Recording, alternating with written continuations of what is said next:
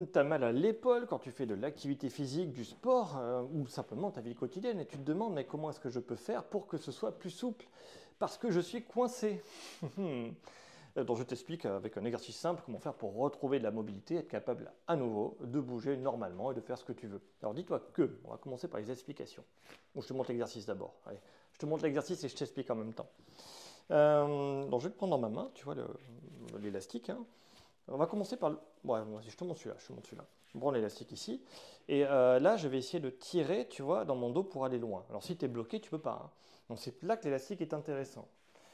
Je vais le placer ici, tu vois, par-dessus mon épaule. J'essaie de raccourcir, tu vois, je raccourcis un peu. Et là, je vais essayer de tirer. Et je mets, tu vois, pour monter le truc le plus haut possible. Alors si tu es coincé, tu es là en bas, hein. Eh bien, c'est pas grave, hein, tu maintiens. Et donc l'idée, c'est de maintenir un étirement en rotation interne maximum. En rotation interne, rotation externe, externe, rotation interne. Rotation interne maximum, externe, interne. Hop là. Et donc on va essayer de retrouver de la souplesse. Tu vas voir que quand tu fais l'exercice, ça va tirer ici devant là. Si tu es vraiment très très raide, hein, dans les cas de pathologie, tu as les capsules très tractiles, les machins, tout ça, il faut commencer à bouger. Et tandis que tu n'arrives pas à la répétition, tu t'en sors pas, il faut faire des étirements. Alors les conseils de Jules, attention, ça ne remplace pas une consultation médicale, hein, mais je te conseille quand même de bouger au maximum et je te montre comment. Donc tu vois là, tu es bloqué ici, là tu n'y arrives pas, tu peux attraper avec ta main et l'amener doucement. Ça peut être un premier exercice, hein. Pour que ce soit efficace, il faut être capable de le maintenir plus de 45 secondes. C'est ça qui fait la vraie différence. Souvent, les gens, ils étirent un peu, ils font tac tac, ah c'est bon. Ah non, non, ça ne marchera pas, hein. Parce que le tissu conjonctif, les muscles de l'épaule, le tissu conjonctif, tous les fascias ont un rythme qui est toujours le même. C'est la physiologie, le corps fonctionne comme ça. C'est que quand tu mets une pression, tu vas avoir une douleur, devant en général, pour cet étirement-là. Il va falloir maintenir et attendre. Et tu vas voir que progressivement, en fait, ça va lâcher.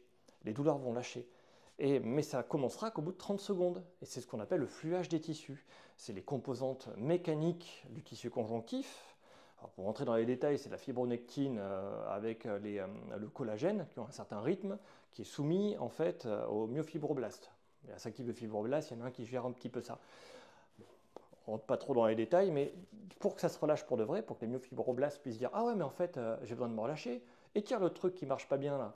Et bien c'est 45 secondes, c'est un réflexe, ça fonctionne comme ça. Donc je prends mon truc, je maintiens ici, au bout de 45 secondes, ben, je pourrais aller un petit peu plus loin. Donc voilà, deux facteurs d'amélioration sur cet étirement. C'est je maintiens une position 45 secondes, où je sens une gêne, hein. J'ai une gêne ici, une petite douleur, la douleur diminue, la gêne diminue. Mais très bien, l'exercice est positif. Donc ça, c'est le premier marqueur positif. Donc je vais un peu plus loin pour retrouver une gêne et continuer l'étirement. Comme ça, touc, touc, de plus en plus loin. Le deuxième, c'est que j'ai toujours la même gêne, du début jusqu'à la fin. J'ai attendu 45 secondes et j'ai encore mal. Ouais, mais dans ce cas-là, peut-être que tu as continué à tirer sans faire attention. Donc tu vois, il faut bien que tu notes quand tu mets avec ta main, ok, là je suis là, je mets mon étirement, je le sens, j'ai toujours aussi mal, mais maintenant je suis là. C'est positif ça, c'est très positif. Il faut continuer. Un autre marqueur simple, si tu as vraiment l'épaule qui est bloquée, c'est que tu lèves le bras et tu te rends compte, ah je lève le bras par ici, et là j'ai mal. Ok, je fais l'étirement et après boum, ah mais je lève plus haut. C'est que ça m'a fait du bien ce truc-là. Ça va me permettre après de reprendre l'activité physique, le sport que je veux, comme je veux, sans gêne, sans douleur. Il va falloir commencer à le faire. Donc voilà, un exercice simple de rotation interne pour l'épaule pour être capable de retrouver. Avec l'élastique, je te le remontre ici, touc touc touc.